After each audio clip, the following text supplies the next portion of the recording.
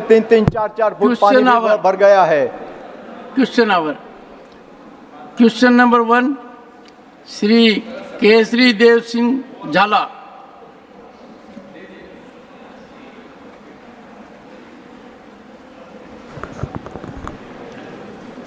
Thank you, Chairman, sir. So, to the Honorable... No, only question number... Question 1. Yes. Honorable Minister. Question 1. का विवरण पटल पर रख दिया गया है। Supplementary number 1, Mr. Jhala. Thank you, sir. So, would the Honorable Minister of Jal Shakti be pleased to state what specific new technologies and innovations and pilot projects are being implemented to enhance the efficiency of river and water body cleanings and also the improvement of groundwater management? Honorable Minister. धन्यवाद अध्यक्ष जी। और ये दुनिया की सभी technology का उपयोग ये सरकार कर रही है। मंत्रालय की ओर से ये सभी टेक्नोलॉजी हर स्टेट में भी दी गई है और उसका उपयोग करते हुए सभी नदियों को साफ रखने के लिए और जो भी पानी पीने के लिए जाएगा वो भी पीने लायक पानी जाए उसके लिए पूरी कोशिश मंत्रालय की ओर से की गई है और उसका परिणाम भी हमें देखने को मिला है। उसकी वजह से सभी जो आरोग्य के जो मुश्किलें थी, प्रॉब्लम्स थे, वो भी बहुत से सोल्व होने लगे हैं। उसका भी आरोग्य का जो सबको जो प्रॉब्लम थे उसका भी नंबर नीचे गया हुआ है। Second supplementary, Shri Kesari Dev Singh Jhala. Thank you, sir. Sir, I come from the state of Gujarat, which is a rain deficient state, sir. I would like to ask the Honorable Minister if there are any schemes and projects that are in the planning besides the projects that are already in function in the state of Gujarat. Thank you. Honorable Minister. माननीय सभापति जी, गुजरात के अंदर एक समय था जब पानी की कमी थी, मगर माननीय प्रधानमंत्री जी ने मुख्यमंत्री जब थे उसी टाइम उन्होंने पूरा प्लानिंग करते हुए आज गुजरात के हर गांव में पानी पहुंच रहा है, पीने के लिए भी पानी पहुंच रहा है और नर्मदा योजना से सभी एग्रीकल्चर जो क्षेत्र है उसके अंदर भी पूरा पानी सबको मिल रहा है और उसी के कारण किसानों को भी बहुत फ़ायदा हुआ है और तीन फसल वहाँ पर ले रहे हैं और उसकी वजह से सभी किसान और समृद्ध भी हुए हैं। तो ये सभी योजनाओं द्वारा सबको एग्रीकल्चर के लिए, कृषि के लिए भी पानी मिले और पीने के लिए भी पानी मिले। कच्छ के बॉर्डर तक पानी देने का काम भी आदरणीय प्रधानमंत्री जी ने जब मुख्यमंत्री जब किया था उसकी वजह से हमारे बॉर्डर पर हमारी सुरक्षा के लिए लगे हुए थे जवानों को भी शुद्ध पानी वहाँ पाया गया था। Third supplementary Shrimati Jaya Bachchan. के सवाल का जवाब नहीं दिया। गुजरात से वो भी आते हैं, ये भी आते हैं, वो सवाल पूछने की कमी है, ये कह रहे सब कुछ हो गया। I am a bit confuse sir. I expected a little clarification from the minister. I'm a bit confused. Ma'am, I can't agree with you. You can never be confused. Sorry, sir? You can never be confused. I am. No, you are not. No, sir. Mr. Jhala comes from Gujarat. The minister also is saying, प्रधानमंत्री ने जब मुख्यमंत्री थे सब कुछ कर दिया. Then why is Mr. Jhala complaining? No, ma'am, your supplementary. I want to know. I'm confused. Your supplementary. Madam, your supplementary.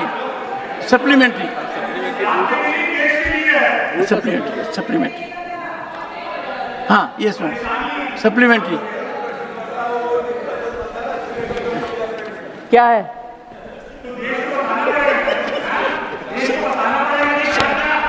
Please, Neeraj ji, please, sir, control. वो उनके पास हर सवाल का जवाब है। नहीं, रुकिए। Honorable Leader of the House, sir, see there. Let the honorable member ask the supplementary, please. Yes, ma'am. Sir, I'm really surprised, again confused, that instead of the minister, other members are standing and questioning me. I mean sir, आप यहाँ बैठे हुए हैं, आप उनको टोकते नहीं, हमारे यहाँ से कोई खड़ा हो जाए तो आप बिल्कुल टोक देंगे। Sir no, this is not fair. I don't expect this from you, sir. एक second.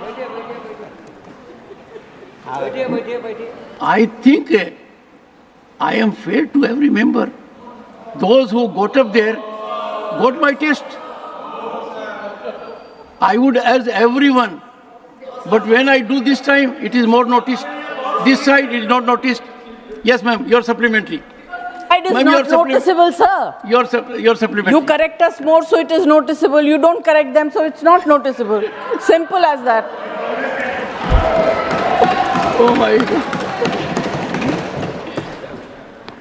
Sir, I want to ask the minister, what is the mechanism that exists for punishing violation of conditions in the no objection certificates of groundwater use?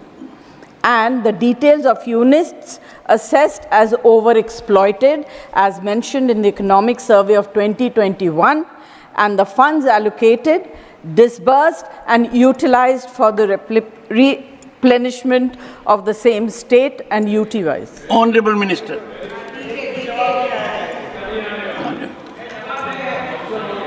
महोदय, वो गुजरात का example, Jaya जी का जो मन में कुछ confusion था, आज गुजरात के वो कोई भी गांव में जाकर देखे, वहाँ पर उनको शुद्ध पानी मिल सकता है।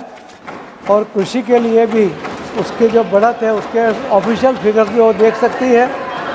मैंने बहुत ज़्यादा डिटेल में गुजरात से हम लोग प्रश्नकर्ता और मैं दोनों गुजरात से इसके लिए ज़्यादा डिटेल में नहीं कहा, क्योंकि उनको लगता है कि मैं गुजरात के बारे में बहुत अच्छा कहना चाहता हूँ। मगर अच्छा है, और जिसने अच्छा किया है तो उस बात का उल्लेख करना भी ज़रूरी था। और उसके लिए मैंने कहा था,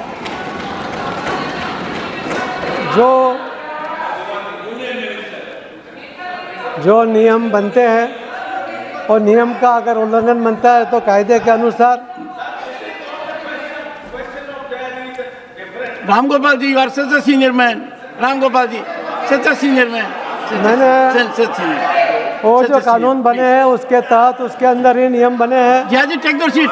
He is replying. पेटा नियम भी बने हैं कि उसका अगर कोई उल्लंघन करेगा तो किस तरह का। जया जी का जो प्रश्न है कि उनका जो उल्लंघन करेगा तो उसको क्या सजा होगी, तो नियम और पेटा नियम में उसका उल्लेख किया गया है। हम मेंबर को उसके बारे में लिखित स्वरूप में बता देंगे। Fourth supplementary, Shri Sujit Kumar. Sujit Kumar. Sir, भूजल का जल स्तर बढ़ाने के लिए सरकार ने बहुत अच्छे 2 स्कीम्स शुरू किए थे सर, अटल भूजल योजना और मिशन अमृत सरोवर। सर, मैं सरकार से ये जानना चाहता हूँ कि ये 2 जो स्कीम्स हैं, अटल भूजल योजना और मिशन अमृत सरोवर, इसका कुछ ऑडिट हुआ है क्या सर, और इसके चलते भूजल के जल स्तर में कितना इम्प्रूवमेंट हुआ है सर? धन्यवाद। ऑनरेबल मिनिस्टर महोदय, जब हमारे स्वतंत्रता के 75 साल हमने अमृत वर्ष मनाया, उसी टाइम हर ज़िले में करीब 75 अमृत सरोवर बने हैं और हर राज्य सरकार ने उसका रिपोर्ट भेजा हुआ है और ये उन्होंने सभी पूर्तता की गई है। हर जगह पूरा काम हुआ है, उसके वजह से तो जल का स्तर भी बहुत अच्छा बढ़ा है और ये योजना बहुत सफल हुई है। जो उनका जो दूसरा प्रश्न था भूजल की बात है, उसके लिए अलग अलग जो नियम बने हैं, अलग अलग जो योजनाएं बनी हैं, उसकी वजह से भूजल का स्तर भी बहुत ऊपर आया हुआ है। मगर इसको कंटिन्यू करना पड़ेगा। ये अमृत सरोवर की वजह से भी पानी का जल ऊपर आया, उसकी क्वालिटी सुधरी है, उसके COD BOD में भी बदलाव आया है। मगर इसको हर साल हम लोग अगर नहीं करते रहेंगे तो भूजल का स्तर वापस नीचे जाने की संभावना है। तो ज़मीन से पानी ना निकाले और सभी जो कैच द रेन, ये जो मंत्रालय का एक योजना है, उस योजना का पालन करें। जो रेन वाटर हार्वेस्टिंग के लिए भी बहुत से डिज़ाइन मंत्रालय की ओर से भी बनाए गए, अलग अलग NGO ने भी बनाए हैं और उसका भी बहुत अच्छा काम और गुजरात में भी हो रहा है। एक एक गांव में करीब 50-50 बोर बनाकर पानी उतार रहे हैं। आप लोग ने भी, मैं सबसे विनती करता हूं कि रिचार्ज के लिए भी वो काम करें।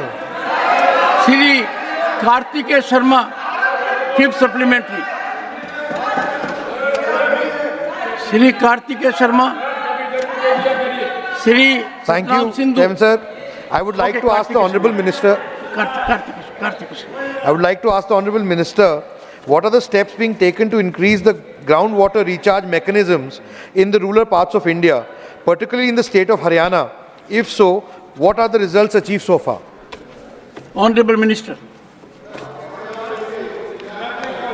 महोदय, जो ये प्रश्न उठा है उसके अंदर मैं आप बताना चाहता हूँ कि सकारात्मक विश्वास के परिणाम स्वरूप भूजल अतिद्रोहित क्षेत्रों तक उल्लेखनीय गिरावट आई थी। आज उसको 2017 से लगभग 17 से घटकर 2023 तक 11% रह गए हैं, तो यानी 6% का उसके अंदर सुधार हुआ है। भूजल सुरक्षित क्षेत्र 63% से बढ़कर 73% हो गए हैं। जो डार्क जोन था उसके अंदर भी कमी आई हुई है। वर्ष 2019 से प्रत्येक वर्ष अधिकांश 52 से 70% तक का भूजल निगरानी कुओं में पिछले दशक में औसत स्तर की सूचना तुलना में जब स्तर पर वृद्धि देखी गई है। वर्ष 2019 से 2023 तक मानसून के बाद के मौसम में 85% से अधिक निगरानी स्टेशनों पर जल स्तर 10 मीटर से कम दिखा है।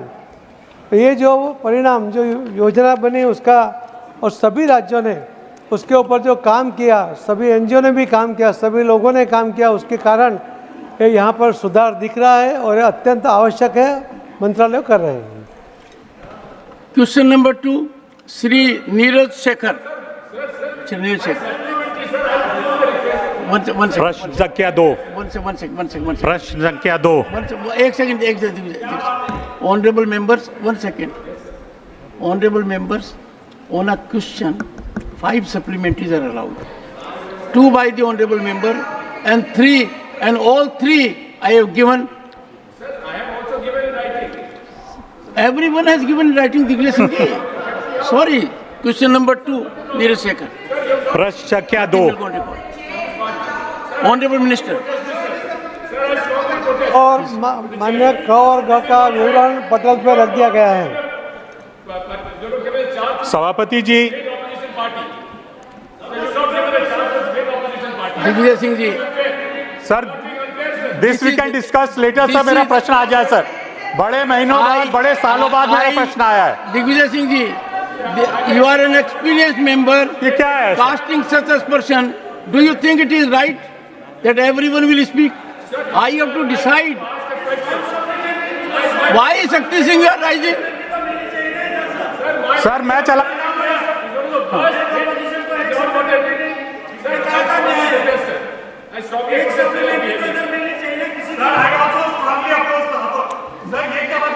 What is this? What is this? This side and this side. Honorable Minister. Honorable Minister.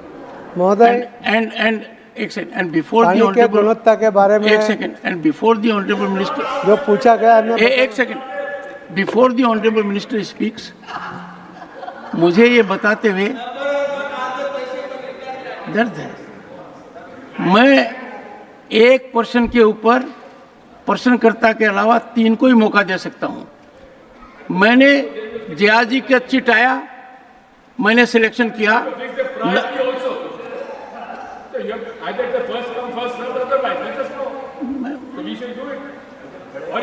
Digvijay Singh ji, एक सेकंड प्लीज, एक second. Digvijay Singh ji, there is no point of order sir. Honourable minister sir. महोदय, मेंबर ने जो प्रश्न पूछा है सप्लीमेंट्री का जवाब के लिए,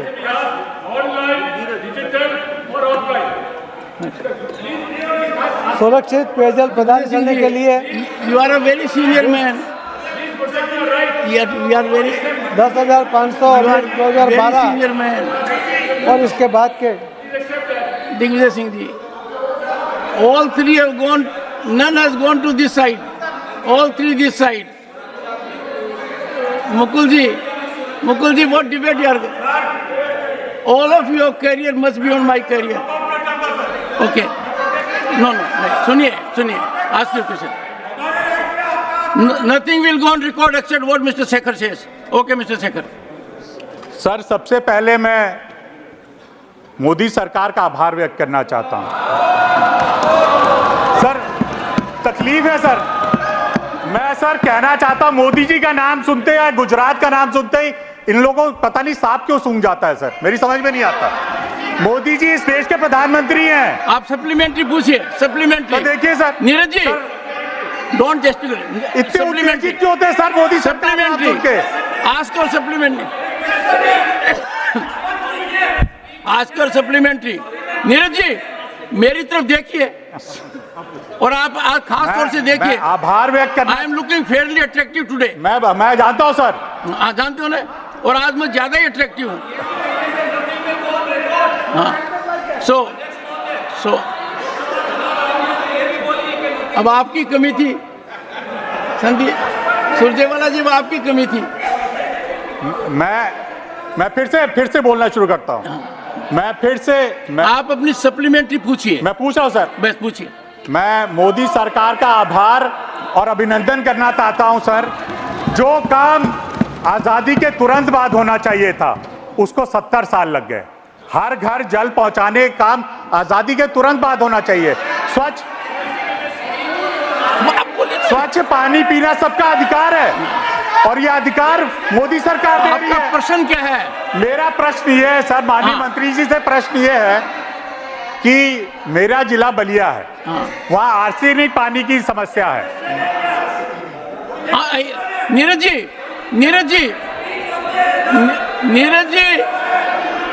जी आप इतनी बड़ी पार्टी के सदस्य हैं, प्रश्न पूछिए ना। मेरे बलिया जिले में आर्सेनिक पानी की समस्या है, तो मैं ये जानना चाहता हूँ माननीय मंत्री जी से कि पानी की गुणवत्ता, जो हर घर जल जाएगा उसकी गुणवत्ता के लिए सरकार, केंद्र सरकार और राज्य सरकार क्या कदम उठा रही है? माननीय मंत्री जी।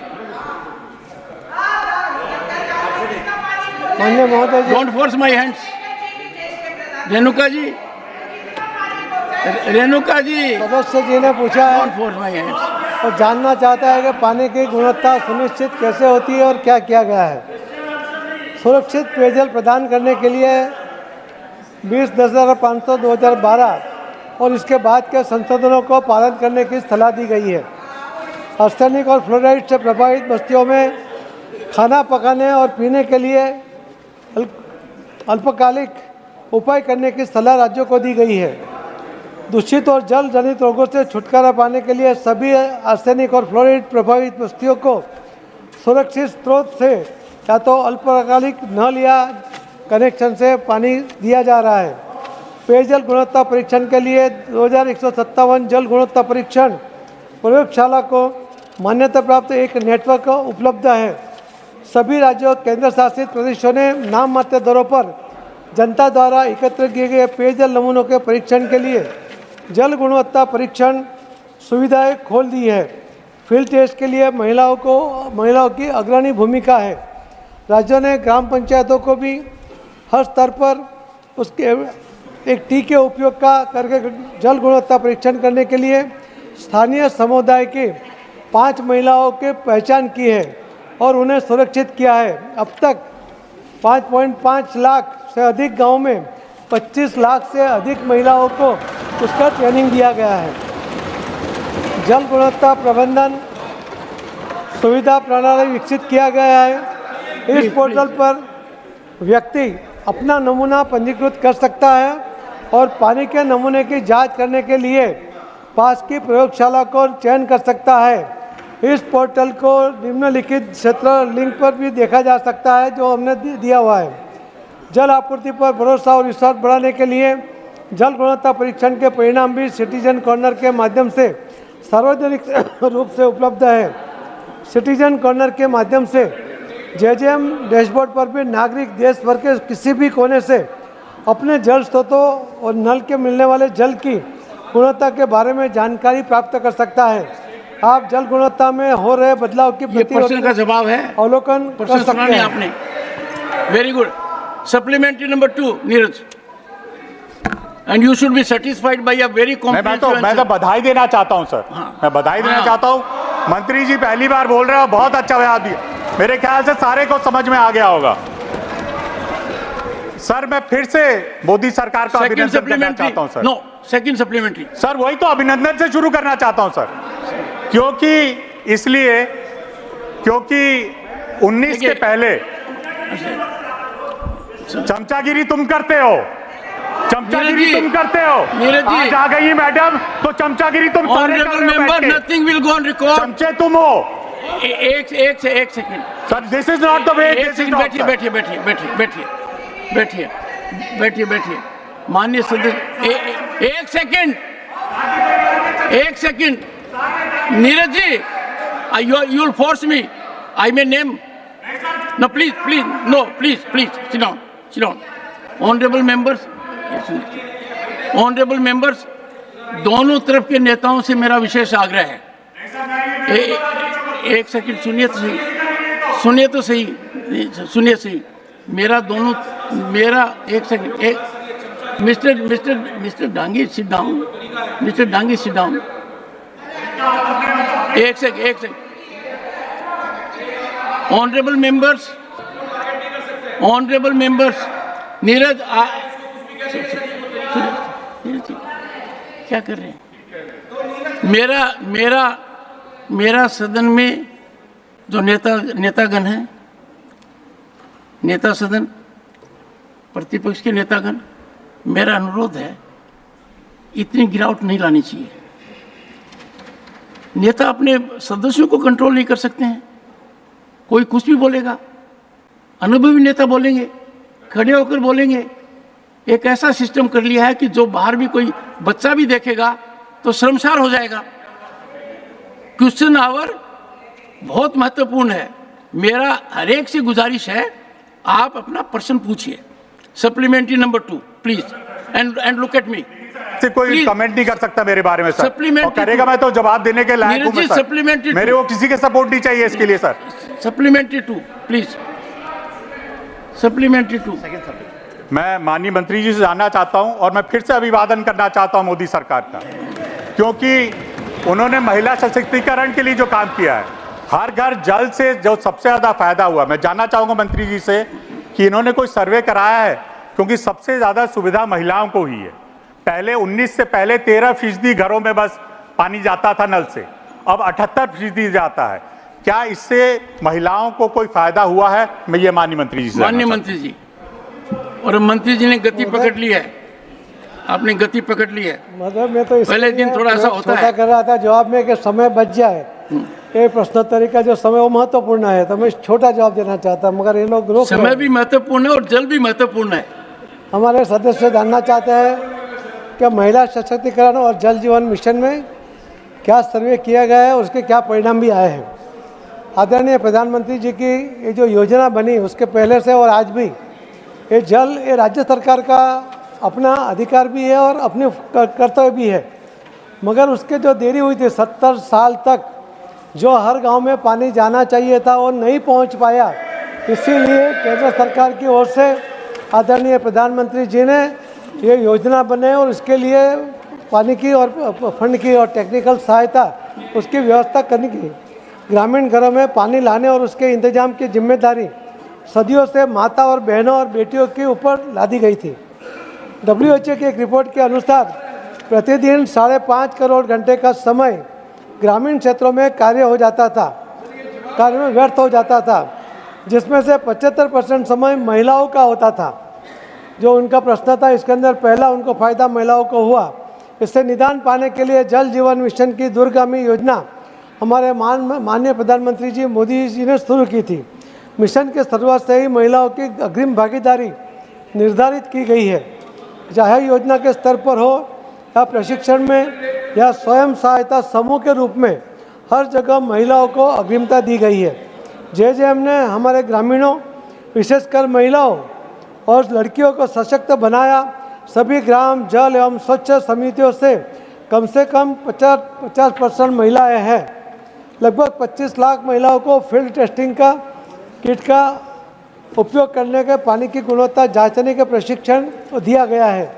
जल संयंत्रों के दीर्घकालीन रखरखाव के प्रचालन हेतु सेल्फ हेल्प ग्रुप को अग्रणी रूप से भागीदार बनाने एक सेकंड मत, एक सेकंड बैठे बैठे मत बात कीजिए। ये वो पढ़ रहे हैं, प्रश्न पूछा गया कि इससे महिलाओं, सुनिए पहले, सुनिए प्रश्न था महिलाओं पर इसका क्या असर है, और जवाब बिल्कुल उसी दृष्टि से है। मंत्री जी बोलिए आप, महिलाओं को जरूरी है दीर्घकालीन रख रखाव एवं प्रचालन हेतु सेल्फ हेल्प ग्रुप और अग्रणी रूप से भागीदार बनाने के हेतु राज्यों ने और केंद्र ने पूरा उसका उपयोग किया गया है। इस बात पर भी बल दिया गया है कि सेल्फ हेल्प ग्रुप की मदद की जाए और जिससे सभी महिलाओं को, चूँकि महिलाओं की जल समस्याओं को रोजाना जो है उस समस्या को हल करने के लिए उनसे मदद दी भी जाए, उनसे मदद ली भी जाए। तो उनकी सहायता भी महिलाओं की ली गई है, जो बहुत बड़ी सहायता उनके ओर से भी मिली है। और राज्य सरकार ने और केंद्र सरकार की ओर से ये बहुत बड़ा काम हुआ है, जिसकी वजह से जो महिलाओं 75% जो उनका समय जाता था, उनको बहुत दूर से किलोमीटर तक जो पानी उठा के लाना पड़ता था और वो पानी भी शुद्ध नहीं मिलता था, आज नल से जल पानी देने की वजह से शुद्ध पानी जो टेस्टेड है वो पानी भी उनको मिल रहा है। मैं तो प्रश्नकर्ता जो अभी कह रहे हैं उनको भी ये भी कहना चाहता हूँ कि 70 साल तक ये क्यों नहीं हुआ, ये प्रश्न भी पूछना चाहिए, मगर ये अभी मोदी साहब ने हल कर दिया है और अच्छा पानी देने की और शुद्ध पानी देने की हम कोशिश करेंगे। Shri Mukul Wasnik, third supplementary. मंत्री महोदय ने बड़े विस्तार से हर घर जल योजना के इस सवाल पर जवाब दिया, लेकिन दुर्भाग्य इस बात का है कि इससे कोई लोगों की प्यास नहीं बुझती। मैं ये जानना चाहता हूं, मैं संक्षेप में पूछूंगा।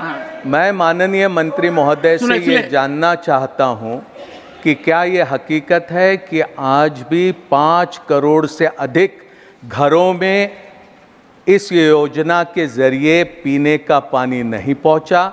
क्या ये हकीकत है कि झारखंड में महज 47% घरों तक के इस योजना से जल पहुंचा? राजस्थान में महज 45% घरों तक जल पहुंचा और बंगाल में सिर्फ 40% घरों तक जल पहुंचा। और अगर ये हकीकत है तो इन राज्यों में और वो तमाम घर जहां पर आज तक इस योजना के जरिए जल नहीं पहुंचा, उसकी व्यवस्था कब तक होगी? क्योंकि इस योजना के जरिए 2024 तक के काम पूरा होना था। महोदय, ये योजना जब बनी उसका करीब जो समय बचा है उसके अंदर जो टोटल आपको जानना चाहिए कि 19 करोड़ घरों में पानी, यहाँ पर 19 करोड़ घर है। अभी जो 2 साल के अंदर सरकार की ओर से 6.5 करोड़ घरों में पानी दिया गया है और एक कभी भी योजना 70 साल में कभी नहीं आई थी। और ये योजना 2 ही साल में इतना बड़ा फंड देने के साथ तो ग्रांट सरकार ने देकर राज्य सरकार का जो बोझ था वो भी हल्का किया है, क्योंकि इसके अंदर जो गांव के लोग हैं उसको जो पानी मिलता था और पानी से ही सबसे ज़्यादा रोग होते हैं। तो ये शुद्ध जल मिलने के कारण आरोग्य की सेवाओं में भी जो राज्य सरकार का भी जो खर्च होता था उसके अंदर भी बहुत कमी आई हुई है। तो उनका तंदुरुस्ती भी चेंज हो गई है, अच्छी हो गई है और पानी, अच्छा पानी उनके बच्चों को भी मिल रहा है, यानी बचपन से ही बच्चा पोषित बच्चा उसके अंदर से हो रहा है। मैंने आपको बताया जैसे 6.5 करोड़ 70 साल में जो नहीं कर पाए थे, हमने 2 साल के अंदर 6.5 करोड़ घरों में पानी पहुंच चुका है। बाकी जो है उसके अंदर ये राज्य सरकार का काम है, केंद्र सरकार के उसको टेक्निकल सहाय और फंड दिया जाता है, वो पूरा उनको दिया जा रहा है। उन्होंने सभी राज्य सरकारों ने अपना टेंडर कर दिया है। उनके अपने कोई ना कोई कारणों से ये काम थोड़ा स्लो था। मैंने अभी सभी राज्यों के मुख्यमंत्रियों और मंत्रियों के साथ भी मीटिंग की है और उनको भी कहा है कि आपको और भी कोई प्रॉब्लम हो तो बताइए, पर ये काम जल्दी से उसको पूरा करें। आदरणीय प्रधानमंत्री उसके लिए भी बहुत चिंतित हैं और उसको पूरी योजना को जल्दी से लागू उसके लिए पूरे उसको प्रेस भी कर रहे हैं। आने वाले दिनों में राज्य सरकार ये जल्दी से अपना काम पूरा करेंगे तो जल्दी से सबको पानी नल से जल मिल जाएगा, शुद्ध जल मिल जाएगा। श्री अशोक शंकर राव चौहान। जल जीवन मिशन के तहत जो ये काम हो रहा है हर घर जल का, ये पूरे देश में कई राज्यों में अच्छा काम हो रहा है, इसमें किसी को संदेह नहीं है अध्यक्ष महोदय। इशू आपने जो चर्चा दोनों सदनों के दोनों बाजू से हुई है, वो किसी को शिकायत यही है कि स्पीडी इम्प्लीमेंटेशन की इश्यूज़ है, जिसके ऊपर गंभीरता से देखने की आवश्यकता है, ऐसे मैं मानता हूँ। पहले मामला ये था कि फोकस्ड अप्रोच और पैसे की राशि की उपलब्धता ये बड़ा इशू था।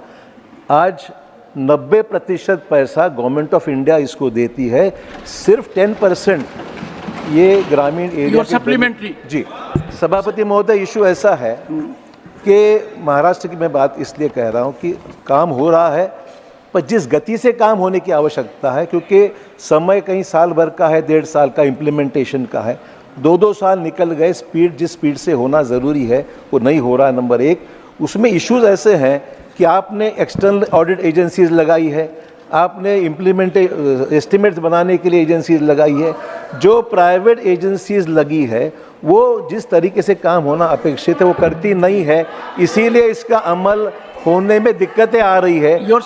हमारी मांग ये है मंत्री महोदय से, हमारी मांग मंत्री महोदय से ये है, ये स्कीम की इम्प्लीमेंटेशन के बारे में वो रिव्यू ले, स्टेट गवर्नमेंट से उसमें ध्यान देने के लिए कहे, नंबर 1।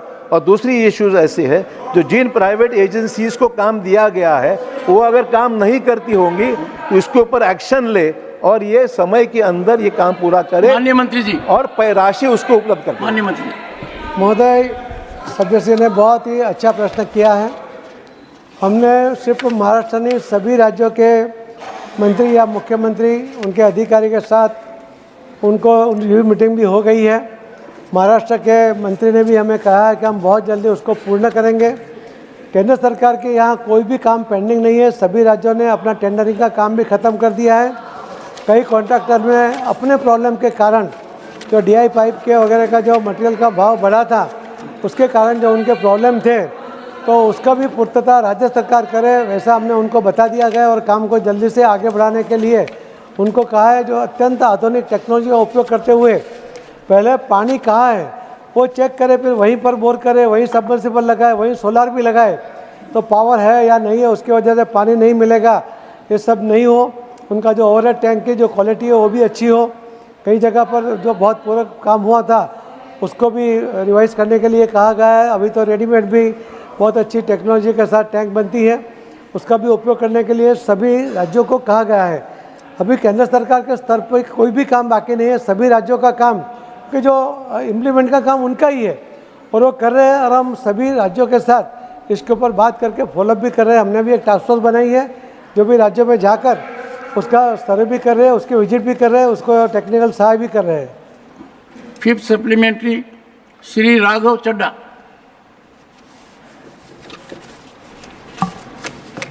सर, इस सरकार ने काफ़ी धूमधाम से हर घर जल योजना की शुरुआत करी थी और वादा किया था कि ग्रामीण इलाकों में हर परिवार को वर्ष 2022 आते आते हर घर जल योजना के तहत वाटर कनेक्शन पानी मिलेगा, टूटी में पानी आएगा।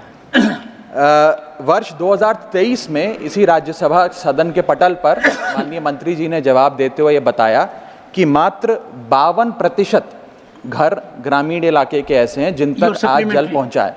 मैं पूछना चाहूँगा कि आज वर्ष 2024 आ गया है, आपने वर्ष 2022 तक हर घर जल योजना के तहत नलके में पानी देने का वादा किया था, आज का क्या आंकड़ा है? और दूसरा, अगर 20 करोड़ रूरल हाउसहोल्ड्स का हम अभी आधा ही हासिल कर पाए हैं, अचीव कर पाए हैं, तो अभी भी क्यों हम हर घर जल देने में इतनी बुरी तरीके से विफल रहे हैं? ये सवाल मैं माननीय मंत्री जी से पूछना चाहूँगा। हाँ, माननीय मंत्री महोदय, हमने पहले भी बताया कि जल देना ये राज्य सरकार की अपनी जवाबदारी है, उसे अपने फंड में से ये काम करना था। और इसी कारण 70 साल तक केंद्र सरकार ने कभी भी उनको आर्थिक मदद नहीं की और काम नहीं हो रहा था।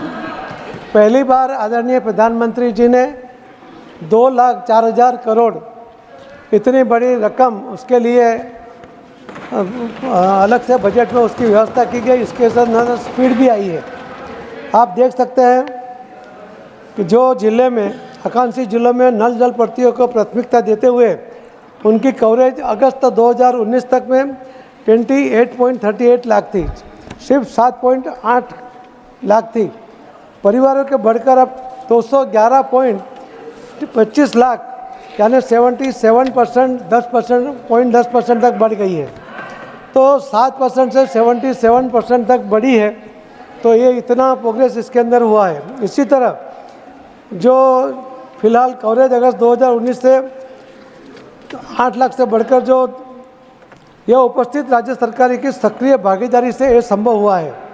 जेजेएम गांव में जाति, समुदाय और उच्च नीच की मानसिकता को तोड़ा है, क्योंकि यह एक समावेशी योजना है और बिना किसी भेदभाव के प्रत्येक ग्रामीण घरों में एक गुणवत्ता के आधार पर पानी उसको दिया जाता है। जल आपूर्ति राज्य का विषय है और जेजेएम के तहत सभी जल आपूर्ति योजनाओं के डिज़ाइन, योजना एवं उसके कार्यान्वित करने के लिए जिम्मेदारी उन पर है। भारत सरकार उन्हें वित्तीय और तकनीकी सहायता प्रदान करती है और उसको फॉलोअप भी करती है, उसके ऊपर मॉनिटरिंग भी करती है। बहुत ही जल्दी जो अपेक्षा आपने की है उस तरफ राज्य सरकार बढ़ रही है।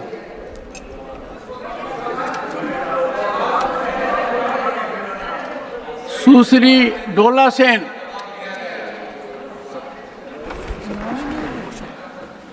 नहीं, supplementary I am allowed. I didn't give. I gave. Look at my indulgence. I asked question number 3, coal mines. You don't want to speak on this? No, not Jal Shakti. I submitted on this. Sir, she didn't submit. I submitted. Question number 3, Shri Jagesh. I thought you were interested. You were raising your hands. Sir. Honorable members, one second.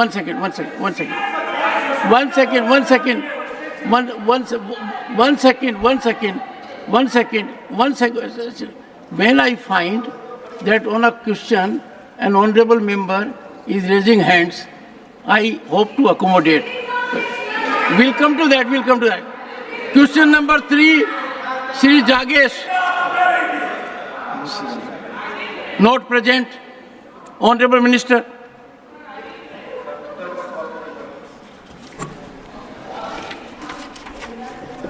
Third supplementary, Shri Saket Gokhale. Thank you, sir. Sir, the ministry in the last many months has conducted 3 rounds of auctions for critical minerals. Sir, वो अभिवादन करते हैं, मैं introduce तो करूं question मेरा. November 2023, auctions were launched for 20 critical mineral blocks. Of these, only 6 blocks have been auctioned because of lack of interest of bidders. Feb and March 2024, 2 auctions, 18 critical mineral mines. Mr. Saket, there is a mechanism. ठीक है sir, 70 साल में कुछ नहीं हुआ था, अभी मैं पूछूं सवाल. One second. एक second. This is for benefit of everyone. When a question is asked, the minister lays it on the table of the House. Yes, sir. Now, if you go through that reply, then you have to ask supplementary related. It is related to critical minerals only. But Ask sir, he is praising the Prime Minister. I don't even get to introduce my question. May I? If the question is irrelevant, you may dismiss it, but let me finish it at least. You can praise your Chief Minister. No, I want to ask a question. I'm not here for praising anybody. I'm here to ask a question for the people. Ask your supplementary. My Chief Minister doesn't need praise here. Ask your supplementary. The question, sir, very specifically, and I would like a specific answer. What is the reason for lack of interest from bidders for auctions of critical mineral blocks, and what are the steps being taken to encourage interest from bidders for critical mineral blocks which are going unauctioned? In 3 auctions, there is no interest from bidders. Why is that happening? Okay. Honorable Minister. Well done. देखिए, chairman sir, जो 2014 में supreme court का आदेश पर आज भारत सरकार एक transparency के साथ, पारदर्शिता के साथ आज इस मिनरल्स हो, माइंस हो, हम ओपन ऑक्शन में लोगों को दे रहे, जो भी इवन स्टार्टअप कंपनीज को दे रहे, एमएसएमईज को दे रहे, और जो भी इंटरेस्टेड बिग कंपनीज है वो लोगों को भी दे रहे. इसीलिए ऐसा मिनरल्स में अभी हम हैकाथॉन कर रहे, रोड शोज कर रहे, लोगों को स्वयं जाके मीटिंग कर रहे, फिक्की जैसे लोगों के साथ मीटिंग करके लोगों को इसमें एक्शन में भागीदार होने के लिए प्रयास किया। अभी 2 दिन पहले ही 8 नया क्रिटिकल मिनरल्स का जो एक्शन करके लोगों को देने के लिए हम अलॉटमेंट लेटर दे चुके हैं। ऐसी है भारत सरकार जो क्रिटिकल मिनरल्स पे बहुत देश में विदेशों में भी काम करने के लिए प्रयास कर रहे लोगों को, क्योंकि मैं आपका दृष्टि में लाना चाहता हूं, लास्ट 3 years 2021-22, 22-23, 23-24 तक GSI ने क्रिटिकल स्ट्रैटेजिक मिनरल्स पर 368 मिनरल एक्सप्लोरेशन का प्रोजेक्ट शुरू किया है। इसी फाइनेंशियल ईयर में 2024-25 में दौरान GSI ने 196 माइन एक्सप्लोरेशन प्रोजेक्ट्स को शुरू किया है। वैसा ही NMET national mineral exploration trust के स्थापना के द्वारा 393 प्रोजेक्ट्स भी एनमेट के द्वारा एक्सप्लोरेशन फाइनेंशियल असिस्टेंस दिया है। इसी 393 प्रोजेक्ट्स में 122 प्रोजेक्ट्स क्रिटिकल मिनरल है। हम पूरा भारत सरकार की तरफ से पूरा प्रयास कर रहे इसमें भागीदारी लोगों को लाने के लिए। श्री राजीव शुक्ला। धन्यवाद सर। जैसा कि आपको पता है कि सर कि जब ये कोल ऑक्शन को लेके, कोल माइंस के ऑक्शन को लेके हंगामा हुआ था और उसके बाद जब ये सरकार आई, नई सरकार ने उसमें कहा कि मैं अनुभवी सदस्य हैं आप, सप्लीमेंट्री पूछिए। सप्लीमेंट्री पूछ रहा हूँ। तो आमूल चूल परिवर्तन करने के लिए उन्होंने ऑक्शन किया। मैं ये पूछना चाहूँ, उसके बाद एक सेलेक्ट कमेटी बनी जिसका मेंबर मैं भी था। मैं ये पूछना चाहता हूँ मंत्री जी से कि जो कोल ऑक्शन इस सरकार ने कराए थे 2014 के बाद, उसमें से कितनी माइंस चल रही हैं और क्या ये सही है कि आपको ज़बरदस्त कोयला इंपोर्ट करना पड़ रहा है, हमारा फॉरेन एक्सचेंज उसमें जा रहा है, क्योंकि तमाम माइंस में लोगों ने स्टे लेके अभी शुरुआती नहीं हुई है। तो ऑक्शन ऐसा था कि उससे कोई फायदा नहीं हुआ, बल्कि हमें कोल इंपोर्ट करना पड़ रहा। तो कितना कोल हम इंपोर्ट कर रहे हैं, कितने $1 बिलियन का, आप बताइए। माननीय मंत्री जी। आदरणीय अध्यक्ष जी, ये जो प्रश्न है वो माइंस का है, कोल का नहीं है। मगर आप आदेश दिए तो अब ये कोल का क्रिटिकल मिनरल्स का ये नहीं है, ये सिर्फ माइंस का क्रिटिकल मिनरल का क्वेश्चन है। आप अगर आदेश दिए तो उसका जवाब देने को तैयार हैं। मंत्री जी, राजीव शुक्ला जी अपने विषय को लेकर आपके कक्ष में आएंगे और इसका निराकरण कीजिए। अध्यक्ष जी। Shri Milind Devda.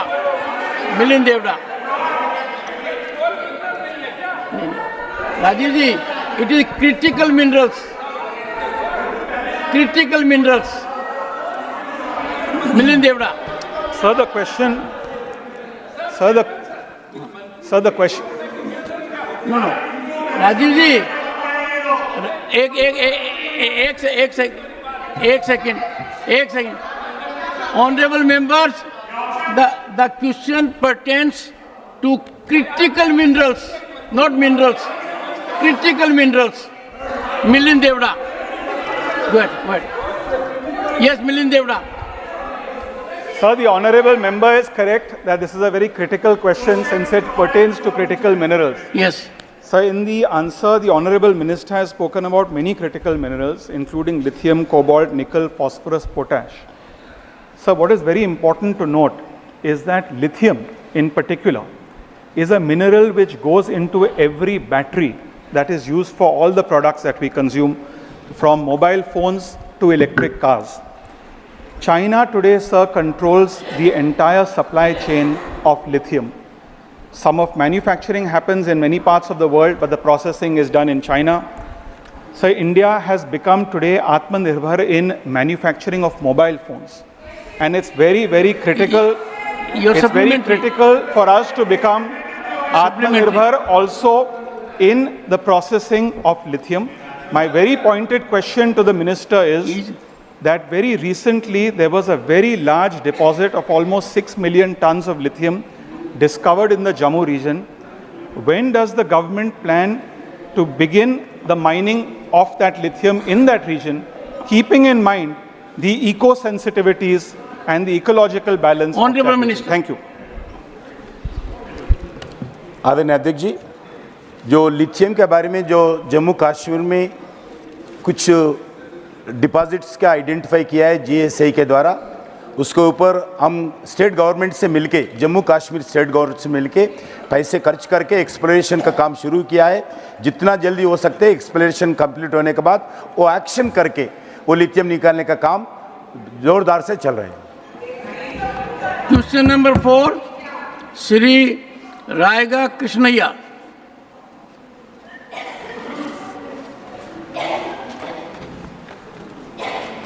Respected Chairman, Just a question number 4. Honorable Minister. Supplementary 1. The answer laid down on the table of the House. Shri Raiga Krishnaiya. Respected Chairman, the number of assurances given by the Minister in Parliament session-wise in last 3 years, whether the government has devised any mechanism for ensuring implement of these assurances. At the same time, at this time of bifurcation of Andhra Pradesh, so many assurances was given, but no assurance was materialized. Your supplementary. Honorable Minister. Chairman, sir,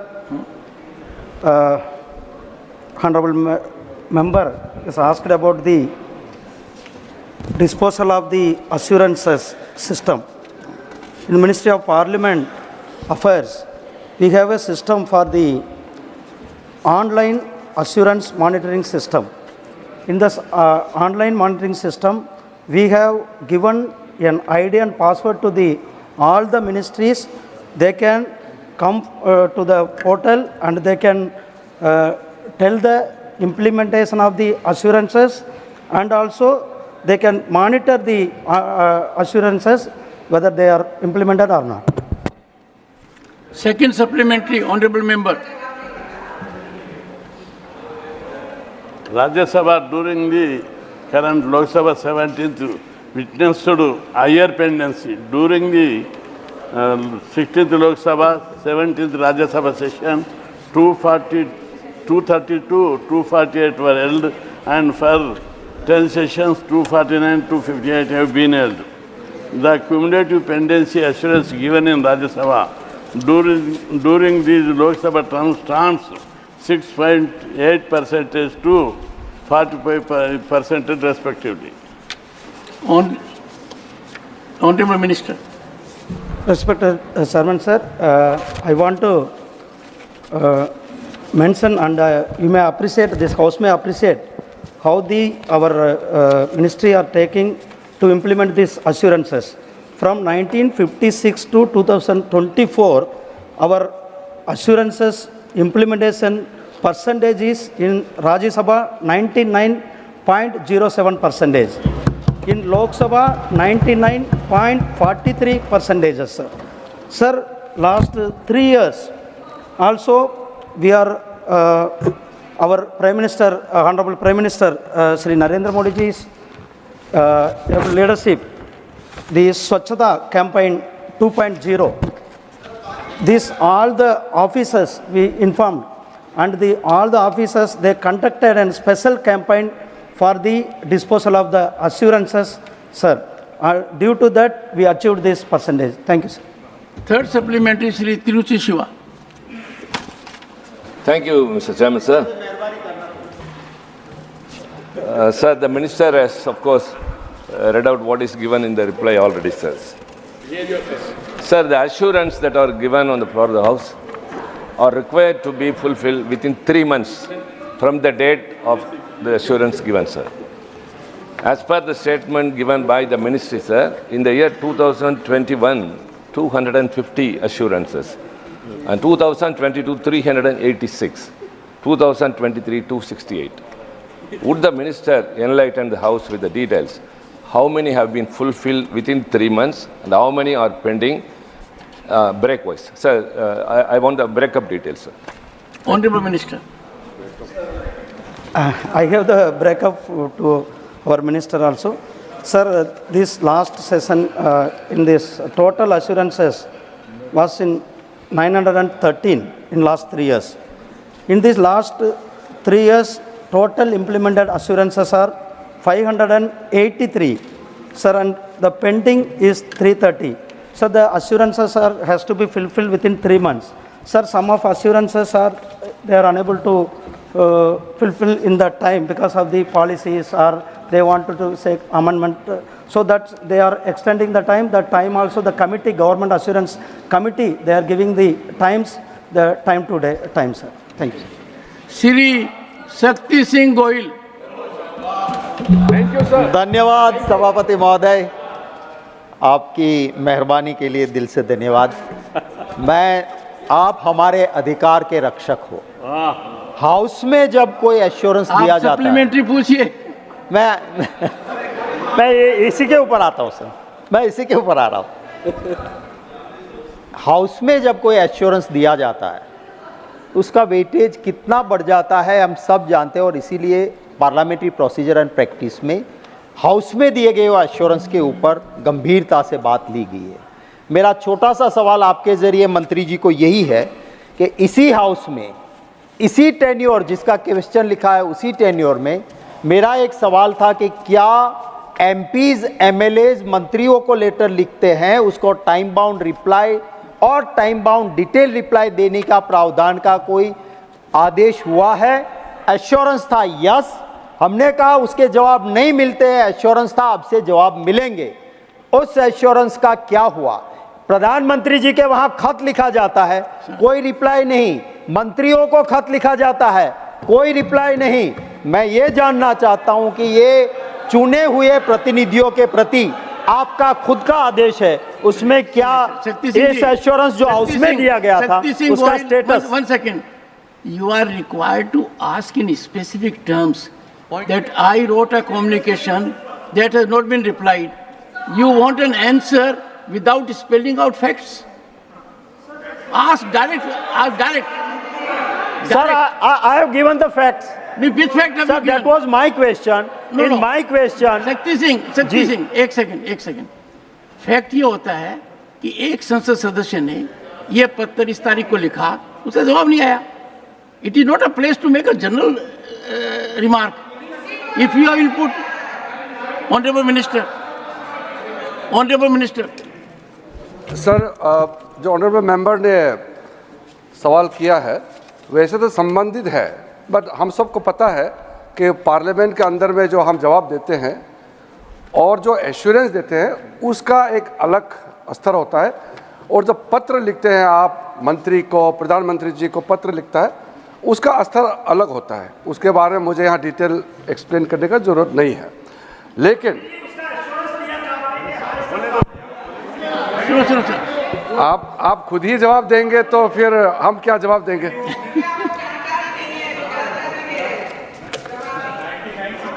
Sir, let me be very categorical because we must put the record very straight.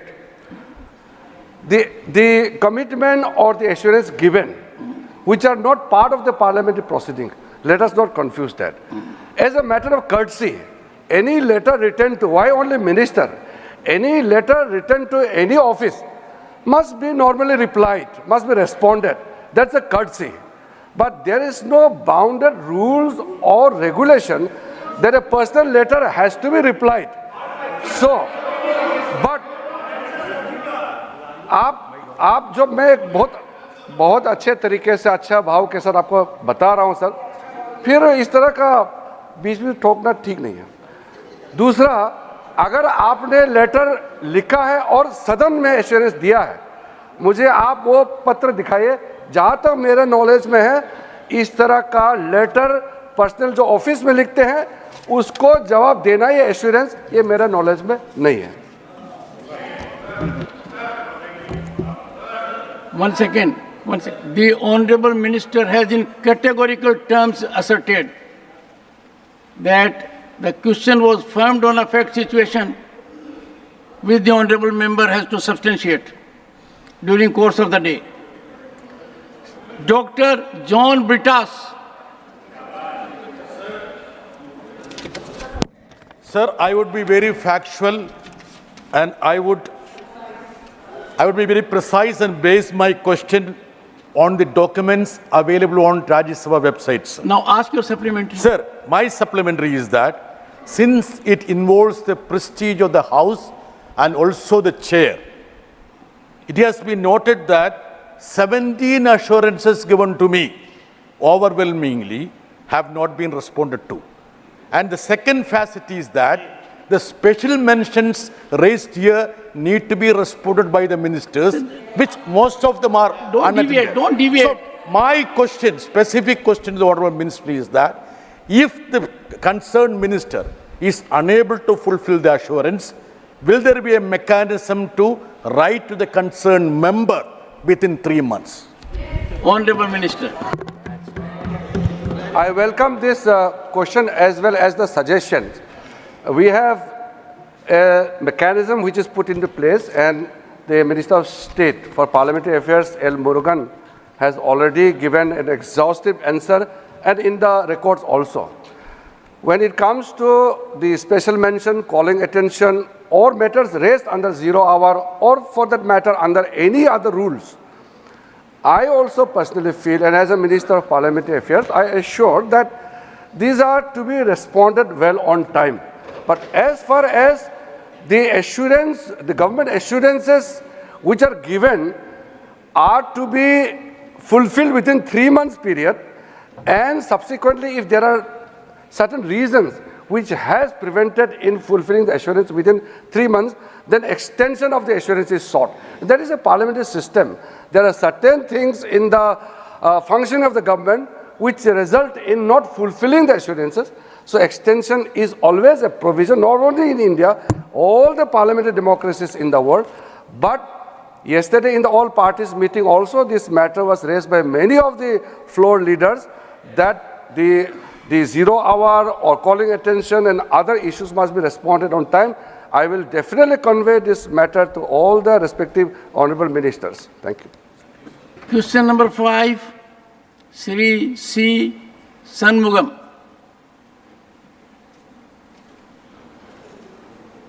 Chairman, sir. Just question number 5. Honorable Minister stated that Government of India... One second. Honorable members for information, whenever I say question number, the honorable member has to rise and only say question number. So say question number. Or 5. Yes. Honorable Minister. Sir, the answer has been placed on the table. Supplementary 1. Mr. Shanmugam. Chairman, sir. Honorable Minister has stated that Government of India had not received any proposal from Government of Tamil Nadu, contrary to the claims made by Chief Minister of Tamil Nadu. I would like to state that there are some doubts about the non-consideration of the proposal at Hosur Greenfield Airport, because the concession agreement signed between the Centre and the Bangalore International Airport Limited contains a clause against setting up a new airport with an aerial distance of 150 kilometers radius, Greenfield Airport till 2033. Honorable Minister. For the benefit of industrial contractor, ignoring the industrial development of Tamil Nadu. Chairman, sir, I would like to know whether the Government of India would consider setting up a Greenfield Airport at Hosur, considering the industrial development that is taking place in and around Hosur. Good. Honorable Minister. Chairman, sir, first of all, I would like to start with the comment that you have made, that you are looking very attractive today. I agree, sir, no doubt about it. But what is also looking attractive today is civil aviation, sir. Out of 15 questions that are listed today, the start questions, 9 of them are from civil aviation. So I would like to thank all the members of this House for giving a lot of enthusiasm and lot of attention to this civil aviation, sir. And coming to the question, this is my first time I'm answering a question in Rajya Sabha. I wanted to make, I wanted to make some comments on the Ministry of Civil Aviation, sir. And regarding the Hosur Airport, whenever a greenfield airport has to be constructed, The proposal actually comes from the state itself. And that is why we have categorically mentioned in the answer also that no proposal as such has been received from the state government, and we stand by it, sir. The House stands adjourned to meet at 2 p.m.